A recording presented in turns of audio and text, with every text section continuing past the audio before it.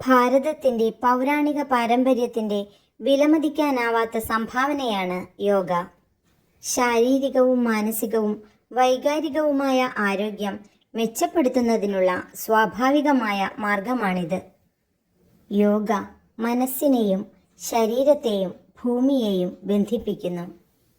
ശരീരത്തിനും മനസ്സിനും ആരോഗ്യം പകരുന്നതിനും യോഗ പരിശീലനത്തിൻ്റെ ഗുണങ്ങൾ പ്രോത്സാഹിപ്പിക്കുന്നതിനും വേണ്ടി എല്ലാ വർഷവും ജൂൺ 21 അന്താരാഷ്ട്ര യോഗാ ദിനം ആചരിക്കുന്നു. ജൂൺ 21 അന്താരാഷ്ട്ര യോഗാ ദിനമായി ഐക്യരാഷ്ട്ര സംഘടനയുടെ പൊതുസമ്മേളനത്തിൽ നിർദ്ദേശിച്ചത് ഇന്ത്യൻ പ്രധാനമന്ത്രി നരേന്ദ്രമോദിയാണ്. 2015 ജൂൺ 21 ആദ്യ അന്താരാഷ്ട്ര യോഗാ ദിനം ആചരിച്ചു.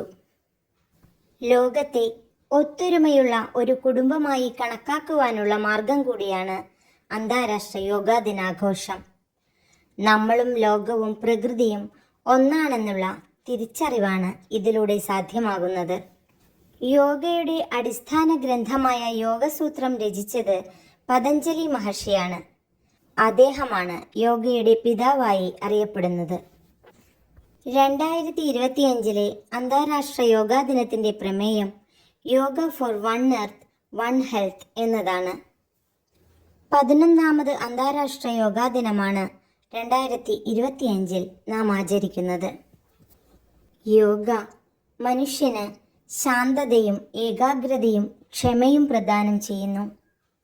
രാജ്യത്തെ ജനതയെ ആരോഗ്യത്തിലും ശാന്തതയിലും സന്തുലിതാവസ്ഥയിലും നിലനിർത്താൻ സഹായിക്കുന്നു.